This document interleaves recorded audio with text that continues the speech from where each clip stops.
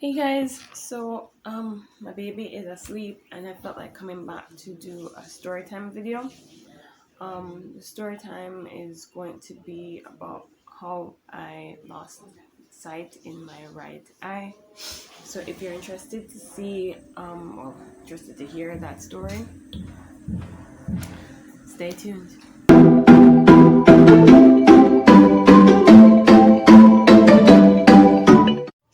Alright, so this story begins in the Christmas of I think it was Christmas of '06 because it was going to be '07 the next year, 2007. So this happened in 2006. I'm almost positive. But even just doing some self-reflection the other day, I realized that the sexual sin that I was engaging in at the time is probably what opened the door for the enemy to steal the sight in my right eye. And it also oh yeah, because all right, let me see if I can give you some backstory. Before I lost my virginity to my very first real boyfriend, to be honest, at the age of 16. Before him, I had been with a really nice guy. His name was John, biblical name. He was a Christian, and we both were really into the whole Christian concept and saving ourselves for marriage. And we told each other, hey, we're gonna wait until we get married, and then we do that, right? And so we were pretty committed. Um, what happened was that my parents moved away from Montego Bay, and I got separated from that guy, and we moved to St. Elizabeth. When we moved, I went to all boys. Well, no. Before I moved, I went to all girls school, and when I moved to St. Elizabeth, my parents got me into a co-ed school, so boys and girls. And I met this young guy, and to be fair, his name was Damien. Becoming a Christian, the Lord kind of expressed to me that his name means demon, and and the Lord loves him. Like the Lord loves him, but it was the plan of the enemy to infiltrate my life through him. So his name was just like God's billboard saying, hey, there's a demon here that wants to mess with you. But I was not, I didn't have the spiritual insight to realize that. Now, I get to school, I spent 8th grade there, I didn't meet anybody, I was still a virgin, still pure and everything. Went to grade 9 and he and I locked eyes. Right? He and I locked eyes, and then we began to see each other. Like, why are you guys messaging me? Stop messaging, or whatever that is. We locked eyes, and then I remember him calling me, asking when are we gonna do it. Like, I think we were talking for like 2 weeks, and he called my phone. And at that time, I was pretty still stern on the fact that, hey, I was not having sex with anybody. And I was so mad at him, so mad at him. I forgot to add that after he called, I kind of put him in place, and he apologized. And he waited 1 year before. In drink off, since in drink off a while ago. He waited a whole year until I was like, okay, fine. So he waited. And it's funny because the enemy is patient. The enemy is patient. And the Lord let me know the other day through a video that, when the sexual act is very, very, very, very, very significant. Because when you join with your body with another person, you and that person are opening doors, and you don't get to choose what comes through that door. You don't get to choose what comes with that door. And so and plus, when you join with him, you join with everybody else that person has been with. And so I know that he did have love for me, but he was not the person for me. Case in point, I am married to my wonderful husband right now, so he was never the guy I was supposed to be with. He should have never gotten the cookie, okay? Never. We can't cry over spilt milk. It's fine. So, yeah, so he and I were in a relationship and going on strong. We moved into the city. Santa Cruz, I was closer to school. and we were in our second year of our relationship, because this was what, grade 10? Yeah, I was in grade 10. No, so I think this is '05. I don't remember, to be honest. It's either '06 or '05.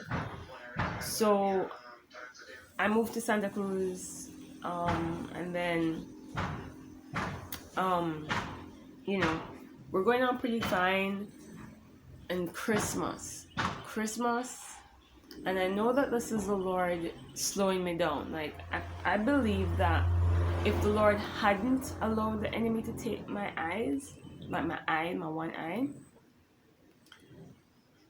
you know, I think I would have continued on the road I was going, and there was destruction waiting for me. Like, destruction was waiting for me. Now, the losing of the eye is significant two ways. One, the enemy's attempt to cripple me both physically and spiritually. So I was being crippled spiritually, not being able to see what the enemy was really doing, and crippled physically, meaning that I had this disability, even though you really can't see it, but I can't see out of the eye, right? But the Lord also says, if your eye offends you, like, I wasn't able to see what the enemy was doing all along. The Lord said, if your eye offends you, pluck it out. It's better to go into heaven lame and disfigured than for your entire body to be cast into hell fire. So I see it two ways. The Lord allowed it for His glory. The enemy tried to do something for his benefit, but the Lord ultimately will have His way and His will overall. The Lord ultimately allowed it so that He could course correct me, because many of the things that, like, I used to be way more outgoing. I became very insecure, very withdrawn because of my eye, and I think the Lord did it so that He could draw me away from people, so that I eventually would be led to Him. So let's talk about the morning when it happened. I woke up, it was a great day, I'm a cute girl, I have both my eyes, and I love sorrel. If you're a Jamaican, you know sorrel is near and dear to our hearts. It is still my favorite drink to this day, even though it rendered me disabled. I have an aunt, her name is Monica, Auntie Monica, and she always makes this really amazing sorrel, and she made it. My dad brought it home, and it was starting to ferment. What I didn't know was that every morning before we started to drink it, my mother would wake up and open it a little so that the pressure would be released from the bottle, and we could drink it safely on our own. But I woke up earlier than everybody else that morning, and I went straight for the sorrel because I love it. And I remember twisting it, and it made a very loud, explosive sound. And I don't even remember being hit by the thing. I don't remember feeling being hit. I just remembered opening my eyes and not being able to see here. I just remember, and I screamed out because I'm like, I can't see. So imagine how bad it hit me for me to not be able to see. And I was tearing up my eyes like this. I was like, I can't see. My mommy came around and was like, I can't see. I'm like, I don't know that there's blood dripping from the eye. I don't know that. I'm just there. And my mom, I'm like, is my eye okay? Is my eye okay? And my mommy, she said she just said yes, but it wasn't, because she saw the blood. Oh my God, I can't even imagine being her, because I would have lost my mind. So my dad commuted for work. We were in St. Elizabeth. He worked in Montego Bay, 2 different parishes, St. James, St. Elizabeth. And so he was out of town for work. He was working. He's gone early in the morning, gone to work. So he's not in the parish. My mommy had to find a neighbor to put me in their car, to bring me to Mandeville Hospital, where they told me that, there was blood in the eye. I had to do a surgery. Yes, we're hearing you.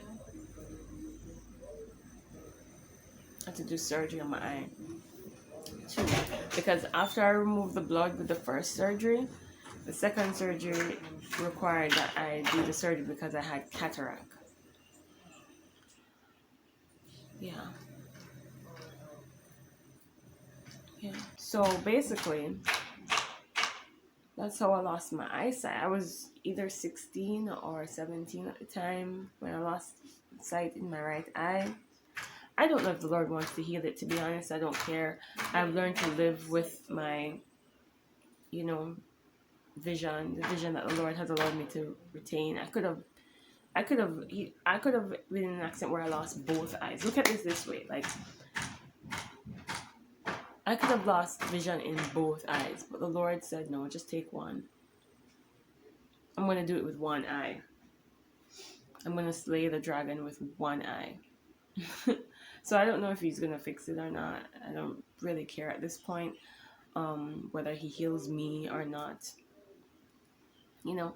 But I just feel like there is such a revelation in how it happened to me and why it happened to me. And, you know, I just, sometimes I wish I could go back and like not do some of the things I did when I was young, especially like entering into sexual sin.